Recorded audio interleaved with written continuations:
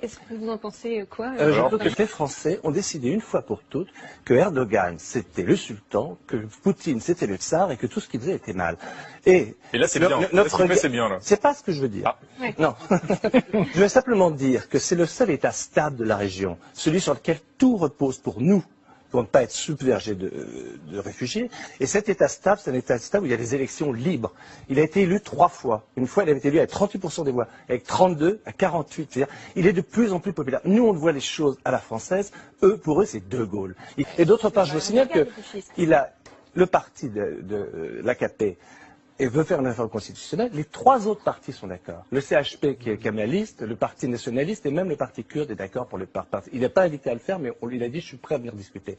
Et ce que je voudrais simplement rappeler, c'est que la France s'indigne aujourd'hui.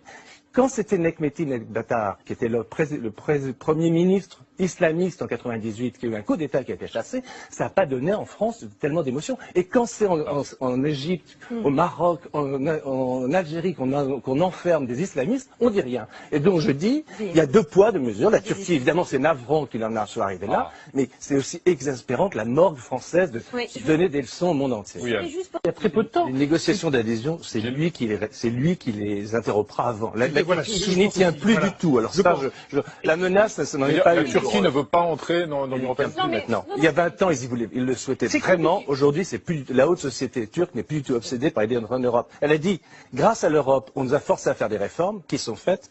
Et maintenant, l'humiliation, on ne voit pas les choses, depuis la conversation qu'on a, le prouve, on n'arrête pas de leur cracher à la figure depuis 20 ans. Sarkozy a été odieux, Chirac a été odieux, tout le monde est odieux. Maintenant, l'Allemagne est odieux avec la Turquie. Et vous croyez que la Turquie, éternellement, qui est devenue un pays riche, dont le PNB par habitant est bien supérieur à celui des Balkans, a envie de s'humilier? Il y a même un moment. Alors, on va faire un mot. Un mot, car il y a des dessins qui nous attendent. Le seul pays au monde où les Kurdes sont au pouvoir régulièrement, c'est la Turquie. Ils sont des dizaines et des dizaines au Parlement. Et je rappelle que l'homme qui a fait entrer la Turquie dans le monde moderne, c'est Turgut Özal, qui était kurde.